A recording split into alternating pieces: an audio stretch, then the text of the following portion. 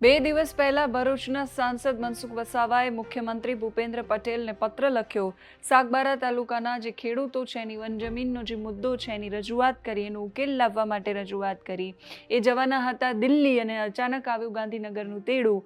મુખ્યમંત્રી ભૂપેન્દ્ર પટેલને મળ્યા છે મનસુખ વસાવા. શું કહ્યું છે મુખ્યમંત્રીએ અને હવે પછીની રણનીતિ છે શું રહેવાની છે, હવે પછી કોને રજૂઆત કરવાના છે અને શું ઉકેલ લાવવાના છે, એ વિષયો પર વાત કરીશું. નમસ્કાર, આપની સાથે હું સેજલ.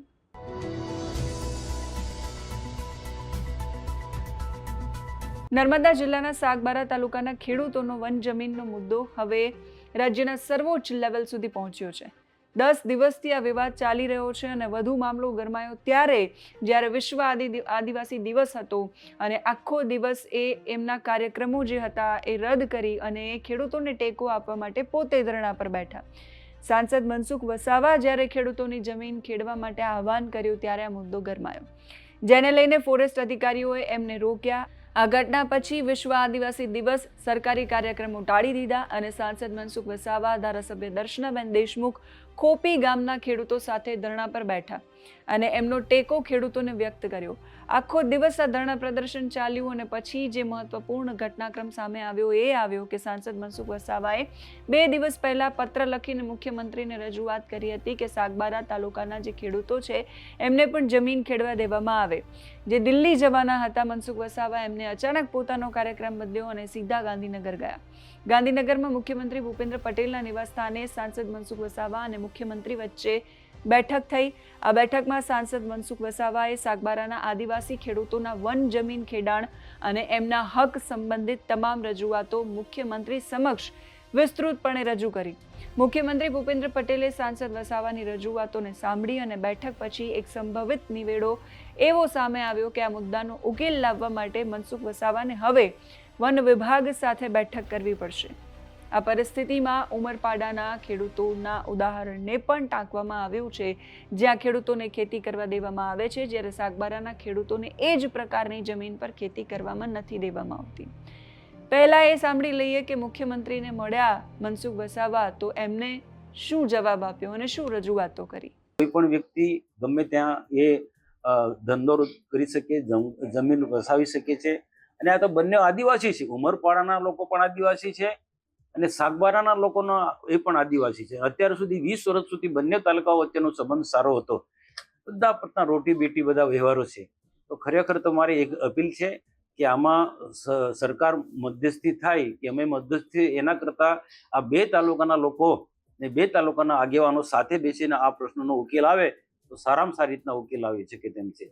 માનનીય મુખ્યમંત્રી ભૂપેન્દ્રભાઈ પટેલ સાહેબે આખી ઘટનાની માહિતી મેળવવા માટે ગઈકાલે મને ગાંધીનગર બોલાવ્યો. તો હું મુખ્યમંત્રીના નિવાસ સ્થાને હું ગયો રાતના. તો સાહેબ સાથે જે મીટિંગ થઈ એ મીટિંગની અંદર મેં આખી ઘટનાની વાત કરી. આપણે જે કીધું એ પ્રકારે કે 20 વર્ષથી ઉમરપાડા તાલુકાના લોકો ખેડે છે ને 20 વર્ષથી સાગબારા તાલુકાના લોકો ખેડે છે. અને આ પણ આવી ઘટનાને લઈને આ 2 વર્ષથી સાગબારાના લોકોને ફોરેસ્ટના લોકોએ ખોટા બહાના હેઠળ રોકી દીધા. બધી સ્પષ્ટ વાત કરી. પણ આખર શું છે, ફોરેસ્ટના કાયદા અટપટા છે એટલે ઝડપી નિર્ણય લઈ શકાય તેમ નથી. આના માટે મુખ્યમંત્રી સાહેબે એવું કીધું કે જો આટલા લાંબા સમયથી ખેડતા હોય તો એમની સાથે પણ ન્યાય થવો જોઈએ. તો આના માટે ચોક્કસ 15મી ઓગસ્ટ પછી, હમણાં શું છે 15મી ઓગસ્ટની તૈયારીમાં બધી જ રીતના બધા લોકો બધા કામે લાગ્યા છે. તો 15મી ઓગસ્ટ પછી એમની અનુકૂળતાએ અમને ત્યાં બોલાવશે અને આના માટે જે પણ કંઈક નિર્ણય લેવો છે, સાહેબ મુખ્યમંત્રીની સ્પષ્ટ એ છે, એક આશય સારો છે, એમની ભાવના એક સારી છે કે 20 વર્ષથી જે ખેડે છે, 20 વર્ષથી જે આદિવાસીઓ ખેડે છે 12 ગામના લોકો, તેમની સાથે ન્યાય થવો જોઈએ અને એ ચોક્કસ ન્યાયની દિશામાં એ જશે. પરંતુ સાથે સાથે એ પણ એક વાત ચર્ચાઈ કે જે ઉમરપાડા તાલુકાના જે આદિવાસીઓ છે એ ખુદ જે વિરોધ કરી રહ્યા છે એને પણ સમજવું પડે.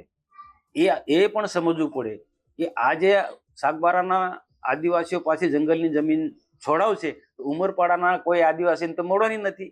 એ જંગલ ખાતું કબજો કરવાનો છે. તો એક આદિવાસી તરીકે ઉમરપાડાના લોકોએ આ સમજવું જોઈએ કે આદિવાસી પર શા માટે પેટ પર લાત મારે છે. તો આ તો આપણો સમાજનો વિષય અને સમાજના આગેવાનોએ પણ આમાં કોઈક ને કોઈક રસ્તો કાઢવો જોઈએ.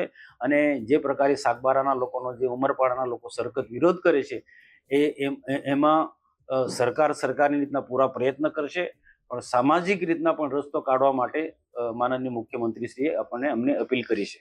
તો મુખ્યમંત્રીને મળ્યા પછી હવે મનસુખ વસાવા છે વન મંત્રીને મળવાના છે, વન વિભાગ સાથે પણ એમની બેઠક થવાની છે. ઉમરપાડાના ખેડૂતોના ઉદાહરણને વારંવાર ટાંકવામાં આવે છે અને કહેવામાં આવે છે કે એ જ પ્રકારની જમીન છે તો ત્યાં ખેડૂતો ખેતી કરે છે. સાગબારાના ખેડૂતો છે ને એ જ પ્રકારની જમીન છે તો એમને કરવા દેવામાં નથી આવતી. જો તમે એને અત્યારે રોકી રહ્યા છો તો તમારે એને રોકવા જોઈએ તો તમારે એમને 2002માં રોકવા હતા. અંદાજે 20 વર્ષ કરતાં વધારે સમય થયો, હવે તમે એમને કેમ રોકી રહ્યા છો? આ પ્રકારના સવાલો પણ કરવામાં આવ્યા છે. જો ઉમરપાડાના ખેડૂતો છે એ કોઈ ઠરાવ કરે તો સાગબારાના ખેડૂતોને પણ ખેતી કરવા દેવામાં આવી શકે છે, આવી માહિતી સૂત્રો દ્વારા વ્યક્ત કરવામાં આવી છે. શક્યતાઓ એવી વ્યક્ત કરવામાં આવી રહી છે. મુખ્યમંત્રી સાથેની બેઠક પછી સાંસદ મનસુખ વસાવા હવે રાજ્યના વનમંત્રી સાથે મુલાકાત કરશે. આ બેઠકમાં સાગબારાના ખેડૂતોને જંગલ, જમીન, ખેડાણ અને એમના કાયદેસરના હકો સાથે જોડાયેલા પ્રશ્નો અંગે ઊંડાણથી ચર્ચા થશે. ખેડૂતો લાંબા સમયથી પોતાની જમીન પર ખેતી કરવાનો અધિકાર માંગી રહ્યા છે અને આ નવી ગતિવિધિઓથી એમમાં આશા જાગી છે. એમને એવું સકારાત્મક આશા એ જાગી છે કે એમની સમસ્યાનું વહેલી તકે સકારાત્મક નિરાકરણ આવશે, કેમ કે સાંસદ એમના માટે લડી રહ્યા છે. નર્મદા, સાગબારા અને આદિવાસી ખેડૂતોના આ મહત્વપૂર્ણ મુદ્દા પર સરકાર અને સૌ કોઈની નજર છે. વનમંત્રી સાથે મુલાકાત થયા પછી શું નિર્ણય આવે છે એ જોવાનું રહેશે. રજૂઆતો સાંસદ પણ કરી રહ્યા છે અને રજૂઆતો ખેડૂતો પણ કરી રહ્યા છે. મુદ્દાનો હલ ક્યારે આવશે એ જોવાનું રહેશે. મુદ્દો ક્યારે ઉકેલાશે એના પર સૌ કોઈની નજર છે. તમે શું માની રહ્યા છો એ કમેન્ટ કરીને કહેજો. અત્યારે આ વિડીયોમાં બસ આટલું જ. નમસ્કાર.